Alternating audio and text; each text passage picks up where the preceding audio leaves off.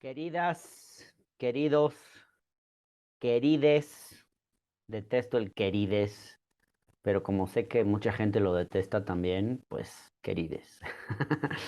Espero que estén bien del temblor. Yo no me asusté mucho, pero sí me puso a reflexionar.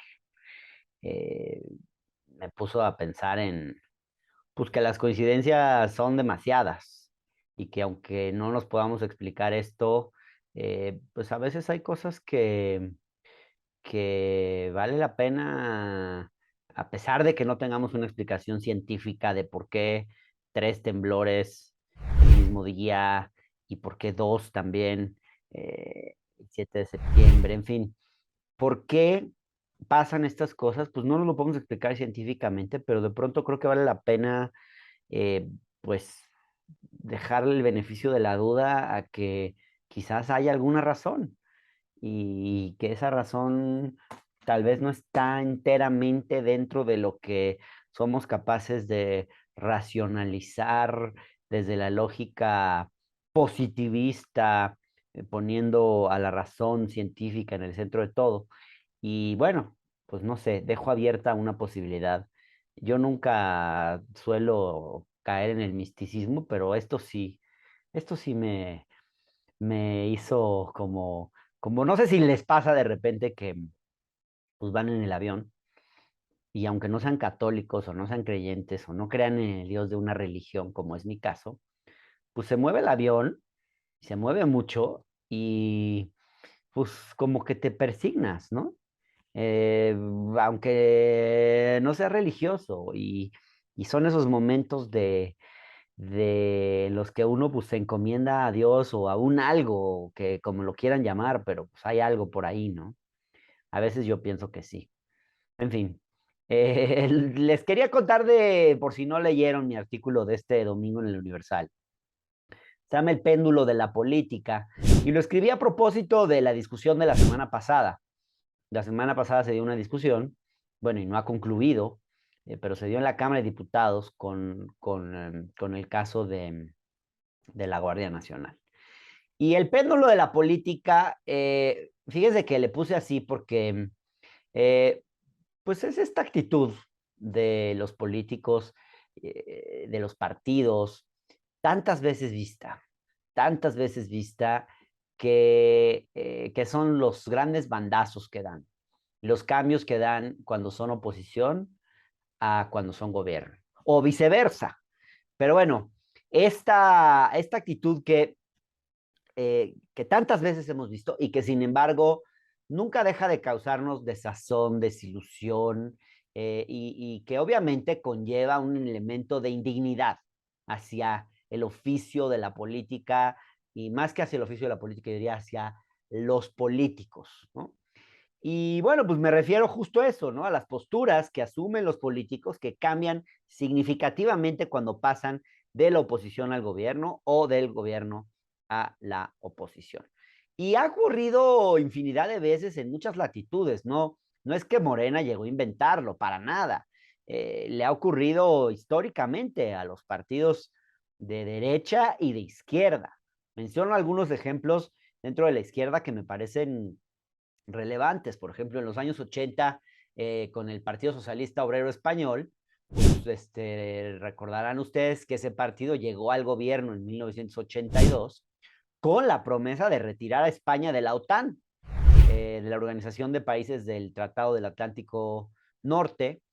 Eh, una promesa muy clara, era una bandera de campaña, y luego pues cambiaron de parecer ya en el gobierno y al punto incluso de que para el plebiscito de 1986, si se organizó un plebiscito para decidir si España quedaba o no dentro de la OTAN, y el PSOE terminó impulsando en ese plebiscito que España se mantuviera dentro de la OTAN. Y bueno, se mantuvo. Otro ejemplo de estos cambios de postura pasó con Lula cuando llegó al poder a principios de los 2000. Lula da Silva, el candidato del PT, del Partido de los Trabajadores en Brasil, el expresidente y hoy incluso actual, bueno, candidato a la presidencia, compitiendo contra Bolsonaro, que un par de días más, bueno, no este domingo, sino el otro, va a estar probablemente ganando la primera vuelta electoral. Y le pasó también a él cuando gobernó. Él prometía, él y su partido eran muy enfáticos, por ejemplo, en el tema de la reforma agraria, eran muy insistentes en ese tema, era parte de su diario, y cuando llegaron al poder lo dejaron de lado. Y lo mismo pasó con la política económica, ellos eran muy críticos de la política económica neoliberal, así le llamaban, de Fernando Enrique Cardoso, y cuando llegó Lula al poder, sobre todo los primeros años, había una crisis económica fuerte en Brasil, mantuvieron en esencia los elementos centrales de esa política. Le pasó a Rafael Correa. Y estoy hablando de estas figuras porque creo que son emblemáticas de la izquierda en América Latina. Le pasó también al expresidente de Ecuador, que despotricaba en contra de la economía dolarizada de su país cuando era opositor, y cuando llegó al gobierno no quiso o no pudo cambiar esa política y la economía siguió dolarizada. Se repitió con Barack Obama, que no pudo retirar la presencia militar de Irak en los términos prometidos, y bueno, y ocurrió más recientemente, muy recientemente, con Gabriel Boric en Chile, que él, pues recordarán ustedes que criticaba el uso de las Fuerzas Armadas en el conflicto con el pueblo mapuche, y luego terminó decretando ya en el poder un estado de excepción en la Araucanía, esto en mayo de 2022, recientemente. Y bueno, decía yo, pues que en estos días hemos vuelto a ver eso en la discusión para postergar la presencia militar en tareas de seguridad nacional hasta 2029.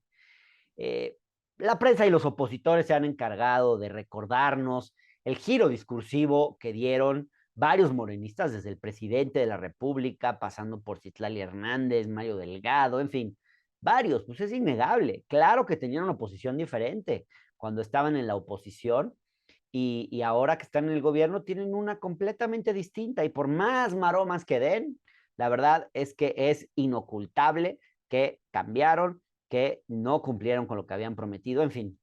Eh, eh, antes pues eran tan críticos de la presencia del ejército en las calles, y hoy pues son tan defensores, ¿no? Pero bueno, los movimientos pendulares de la política, ¿no? Porque es como un péndulo, no involucran solamente, y esto es importante decirlo, y en este tema en específico, en el de la Guardia Nacional y la presencia de los militares en tareas de seguridad pública, no involucran solamente a quienes pasan de la oposición al gobierno, a quienes pasaron de Morena siendo oposición y antes PRD al gobierno. También involucran estos movimientos pendulares de la política en sentido inverso.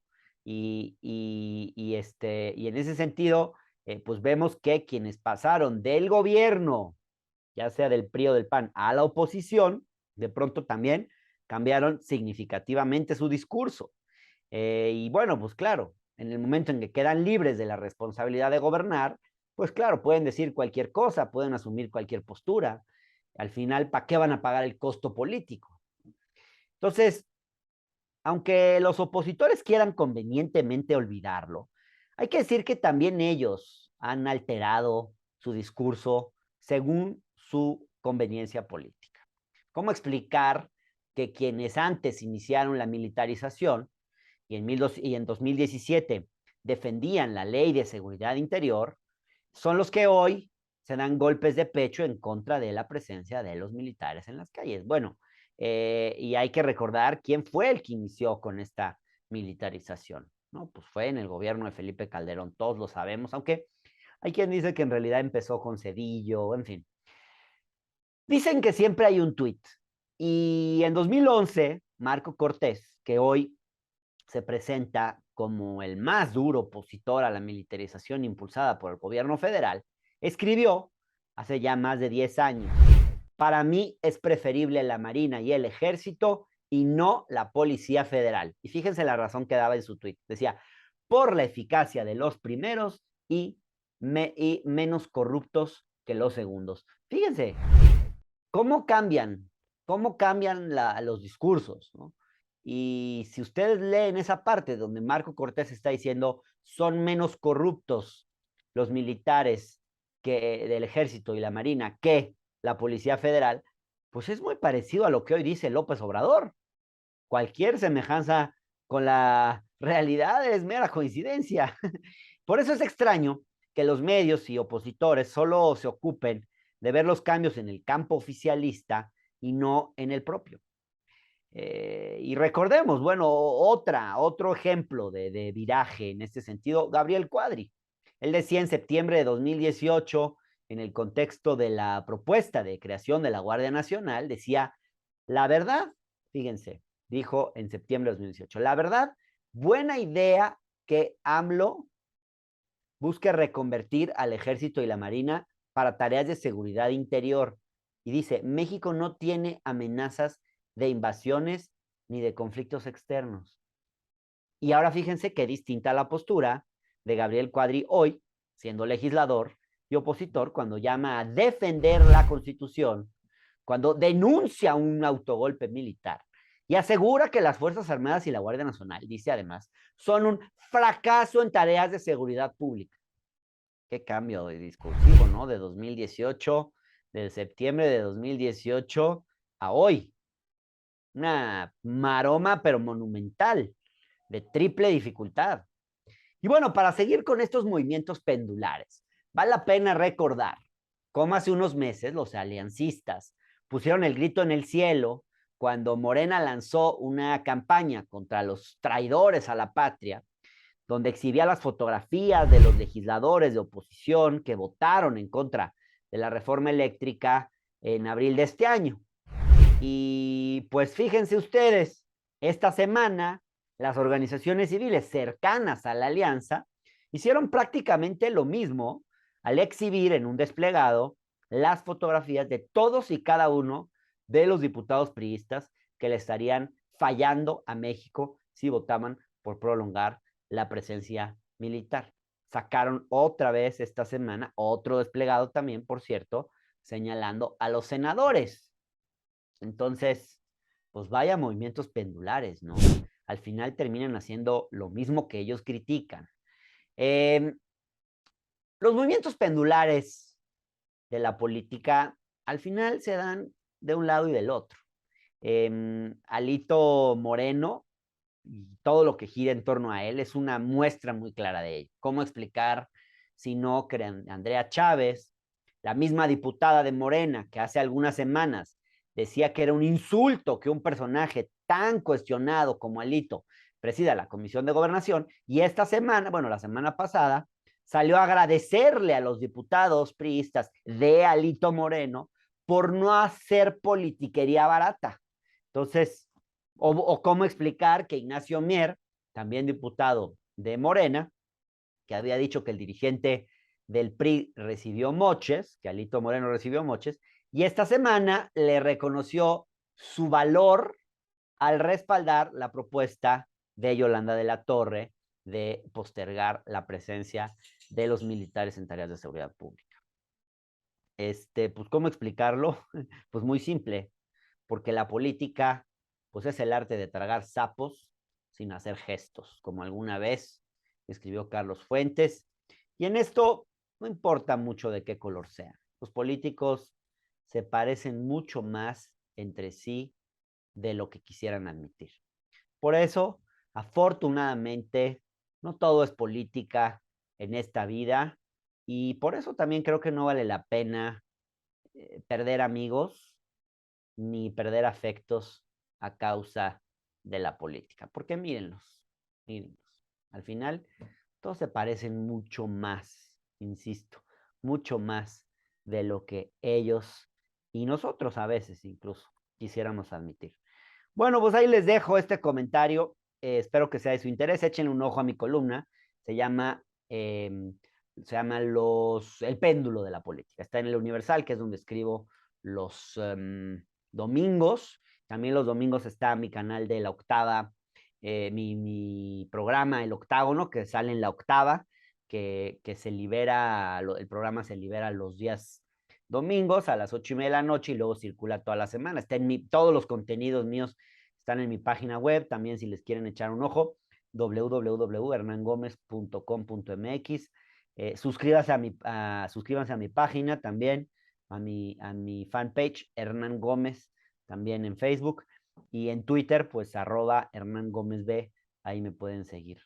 Bueno, pues les mando un abrazo grande y cuídense mucho y ojalá que no hayan entrado en pánico con el sismo. Yo sí vi a mucha gente apanicada en las calles. Los sismos nos generan mucha angustia, pero también yo digo que estas cosas, y espero no sonar un poco a filosofía barata del libro de Sanborns, pero también creo que filosofía barata y zapatos de goma, como la canción de, no sé si de Fito Páez o de Charly García. Em, la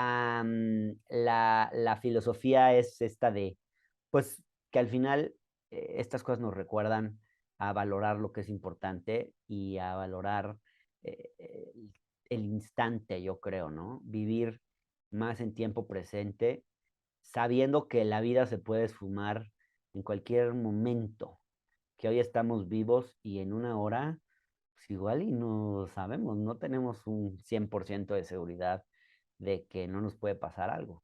Entonces, bueno, pues disfruten la vida y disfruten cada momento, porque además es bien cortita la vida, ¿eh? Les mando un abrazo.